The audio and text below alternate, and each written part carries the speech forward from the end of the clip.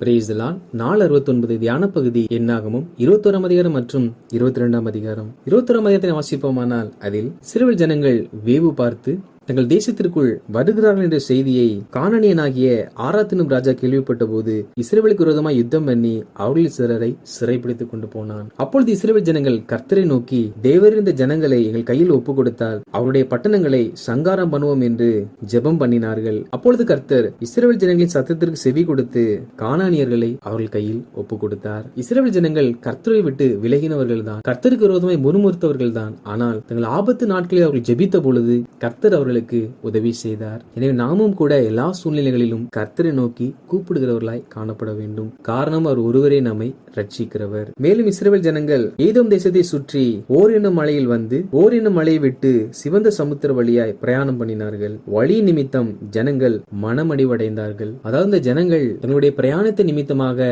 அவள் மனது சோர்ந்து போனதாம். இதன் விளைவு என்னவென்றால், ஜனங்கள் தேவனுக்கும் மோசேக்கும் விரோதமாய் பேசி நாங்கள் வனாந்திரத்திலே சாகும்படி நீங்கள் எங்கள் எகிப்திலிருந்து வர பண்ணினது என்ன?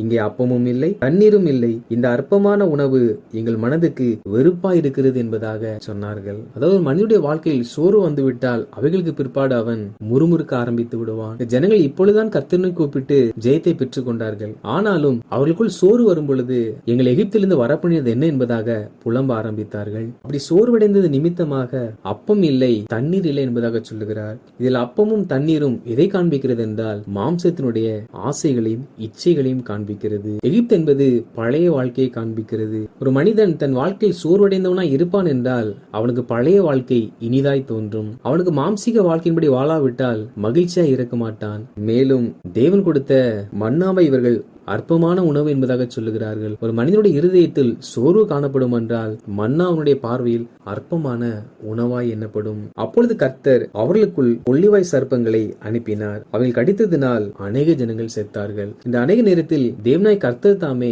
சாத்தானை அநேக குடும்பங்களுக்குள் உட்புக அனுமதி கொடுக்கிறார். காரணம் என்னவென்றால், அவர்கள் வாழ்க்கையில் எகிப்து என்பது இனிமையானதாகவும் மாம்ச கிரியையுடன் செயல்படாவிட்டால் அதை குறித்து இயங்குகிறவர்களாகவும் வேத வசனங்கள் அற்பமான உணவாகவும் அவர்கள் எண்ணுகிறதுனால்தான் ஒரு மனிதன் பாவ வாழ்க்கையை விட்டு வெளியே வருவதை குறித்து விசனம் அடைந்து மாம்ச இச்சைகளை நிறைவேற்றவில்லை என்று கலங்கி தேவனுடைய வார்த்தையை அற்பமா எண்ணுவான் என்றால் அவனுடைய வாழ்க்கையில் சாத்தான் உட்புகுந்து அவன் வாழ்க்கையை கெடுத்து விடுவான். எனவே தேவ பிள்ளைகளாகிய நாம் ஒரு நாளும் சோர்வடையாதபடிக்கு எப்பொழுதும் வேத வசனத்தை உணவாய் உட்கொள்கிறவர்களாக வாழ வேண்டும். அப்பொழுது ஜனங்கள் உமக்கு விரோதமாக பேசினதினால் பாவம் செய்தோம் என்று சொல்ல மோசே அவர்களுக்காக தேவ நோக்கி விண்ணப்பம் பண்ணுகிறார். அப்பொழுது கர்த்தர் அந்த கொள்ளிவாய் சர்ப்பத்தை ஒரு உருவமாய் செய்து ஒரு கம்பத்தின் மேல் தூக்கி வைக்கும்படி சொல்லி, கடிப்பட்டவன் எவனதை பார்த்தாலும் அவன் பிழைப்பான் என்பதாக கர்த்தர் சொன்னார். சர்ப்பத்தினால் கடிப்பட்டவர்களை நோக்கி பார்த்து பிழைத்தார்கள். அதே போல ஆண்டவராக இயேசு கிறிஸ்து நமக்காக மரத்திலே தூக்கப்பட்டார். அவரை நோக்கி பார்க்கிற எல்லாரும் சர்ப்பத்தினுடைய பிசாசனுடைய தாக்குதல்களிலிருந்து தப்பித்துக் கொள்வார்கள். எனவே நாம் பிசாசின் தாக்குதல்களிலிருந்து தப்பித்துக் கொள்ள வேண்டும் என்றால் நாம் தேவனை நோக்கி பார்க்கிறவர்களாக காணப்பட வேண்டும். இவைகளுக்கு பிற்பாடு இஸ்ரவேல் புத்திரர் ஓபேத்துக்கு போய் ஓபேத்திலிருந்து அபாரீமின் மேடுகளுக்கு போய் அங்கே இருந்து சாரேத் பள்ளத்தாக்குக்கு போய் அங்கே இருந்து அர்னோன் ஆற்றுக்கு போய் அங்கே இருந்து பேயருக்கு போனார்கள். அப்பொழுது இஸ்ரவேல் புத்திரர் அந்த இடத்தில் ஊற்று தண்ணீரே பொங்கி வா, அதை குறித்து பாடுவோம் என்பதாக சொல்லி கர்த்தரை புகழ்ந்து பாடுகிறதை நம்மால் இதில் பார்க்க முடியும். அவள் தேவைகள் சந்திக்கப்பட்டவுடன் கர்த்தரை அவர்கள் புகழ்ந்து பாடினார்கள். பின்பு அவர்கள் இந்த வனாந்திரத்திலிருந்து மாத்தனாவுக்கும் அங்கே இருந்து நகாலியலுக்கும் அங்கே இருந்து பாமோத்துக்கும் அங்கே இருந்து எசிமோனுக்கும் போனார்கள். அப்பொழுது இஸ்ரவேல் ஜனங்கள் எமோரியன் ராஜாவாகிய சீகோனிடத்தில் ஸ்தானாபதிகளை அனுப்பி தேசத்தின் வழியாக கடந்து போக உத்தரவு கொடுக்க வேண்டும் என்பதாக கேட்டுக்கொண்டார்கள். சீகோன் தன் எல்லை வழியாக கடந்து போக இஸ்ரவேல் புத்திரருக்கு இடம் கொடுக்கவில்லை. எனவே சீகோன் இஸ்ரவேலுக்கு விரோதமாய் யுத்தம் பண்ணும்படி புறப்பட்டு வந்தான். இஸ்ரவேலர்கள் அவனை பட்டையை கருக்கினால் வெட்டி போட்டு அவனுடைய தேசத்தை சுதந்திரித்துக் கொண்டார்கள். அப்பொழுது இஸ்ரவேலில் இருந்த கவிதை சொல்லுகிறவர்கள், எஸ்போனுக்கு வாருங்கள், சீகோனின் பட்டணம் ஸ்திரமாய் கட்டப்படுவதாக என்று சொல்லி மோவாபுக்கு விரோதமாக கவிதைகளை பாட ஆரம்பித்தார்கள்.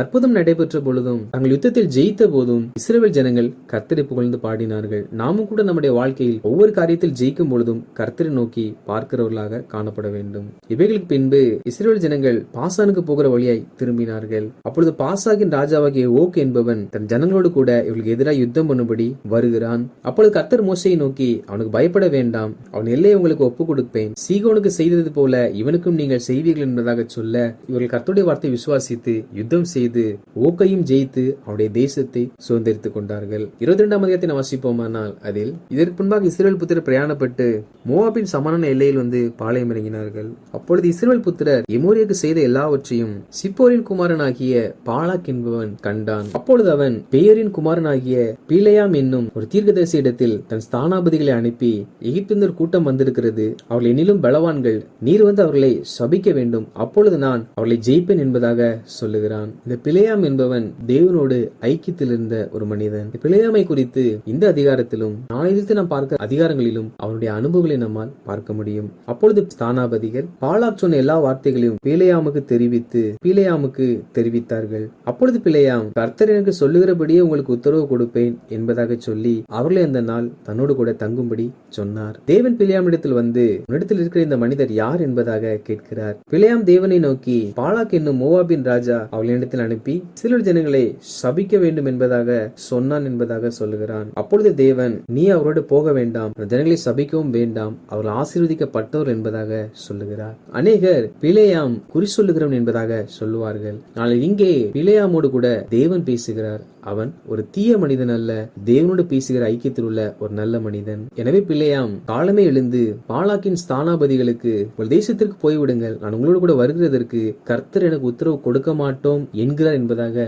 சொல்லுகிறான். இந்த பாலாக் ஒரு குறி சொல்லுகிறவனா இருந்தால் இவன் உடனே சென்றிருப்பான். காரணம், ராஜாக்கள் அநேக செல்வத்தை கொடுத்து கனம் பண்ணுவார்கள். ஆனால் இவன் உண்மையாய் தேவனோடு இருக்கிற மனிதனா இருந்தபடியினால் கர்த்தர் போக வேண்டாம் என்று சொன்னவுடன் நான் வருவதில்லை என்பதாக சொல்லுகிறான். அப்படியே பாலாக்கின் ஸ்தானாபதிகள் எழுந்து பாலாக்கிடத்தில் போய் பிலேயாம் சொன்னதை அறிவித்தார்கள். அப்பொழுது பாலாக் முன்பு சென்ற பிரபுக்களை பார்க்கிலும் அதிகமான கனமானவர்களை அனுப்பி, உங்களை மிகவும் கனம் பண்ணுவேன், வர வேண்டும் என்பதாக சொல்லுகிறான். அப்பொழுது அவள் மறுபடியும் வந்து பாலாக் சொன்ன வார்த்தை எல்லாவற்றையும் பிலேயாமுக்கு அறிவிக்கிறார்கள். அப்பொழுது பிலேயாம், பாலாக் எனக்கு தன் வீடு நிறைய வெள்ளியும் பொன்னும் தந்தாலும் சிறிய காரியமானாலும் பெரிய காரியமானாலும் செய்யும் பொருட்டு என் தேவனாகிய கர்த்தரின் கட்டளையை நான் மீறக்கூடாது.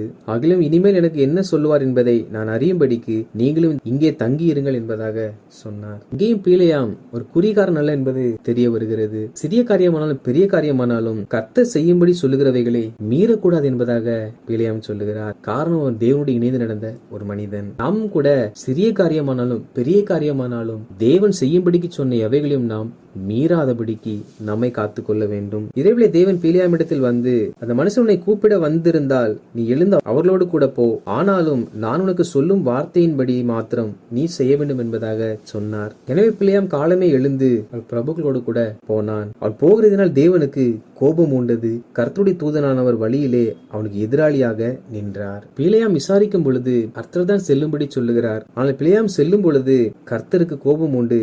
கர்த்தர் அவனுக்கு எதிராளியாக இருக்கிறாராம். இங்கேயும் கூட பிலேயாம் தன் விருப்பப்படி செல்லவில்லை, கர்த்தர் செல்லும்படி சொன்னதனால்தான் செல்லுகிறார். ஆனால் கர்த்தர் செல்லும்படி சொல்லி பின்பதாக கோபப்படுவதாக இங்கே எழுதப்பட்டிருக்கிறது. ஏன் கர்த்தர் கோபப்பட்டார் என்றால், கர்த்தருடைய தூதனானவர் பிலேயாமை நோக்கி, உன் வழி எனக்கு மாறுபாடா இருக்கிறதினால் நான் எதிர்பட்டு வந்தேன் என்பதாக சொல்லுகிறார். அதாவது கர்த்தர் சொல்லிதான் பிலேயாம் சென்றார். ஆனால் அவர் கர்த்தர் தன்னை அனுப்புகிறபடியினால் ராஜாவின் மூலமாக கனமும் வெள்ளியும் பொன்னும் கிடைக்கும் என்பதாக தன் இருதயத்திற்குள் நினைத்துக் கொண்டார். எனவேதான் கர்த்தர் உன் வழி எனக்கு முன்பாக மாறுபாடா இருக்கிறது என்பதாக சொல்லுகிறார்.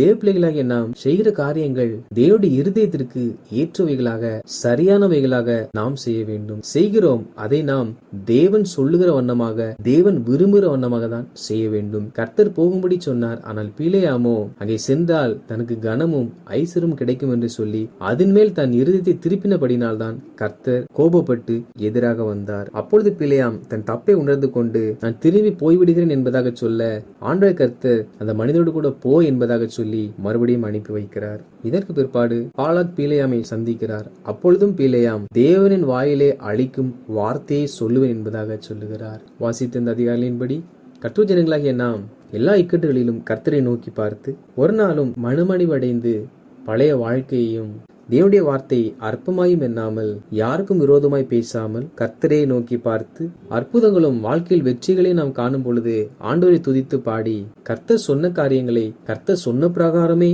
செய்து நம் இருதயத்தை தேவனுக்கு முன்பாக செம்மையானதாய் காத்து கொள்ளுவோம். ஆண்டவரை கர்த்தர் தாமே நம்மை பிழைக்கச் செய்து உயர்வை கொடுத்து அவர் நம்மை வழிநடத்துவார். ஆமேன்.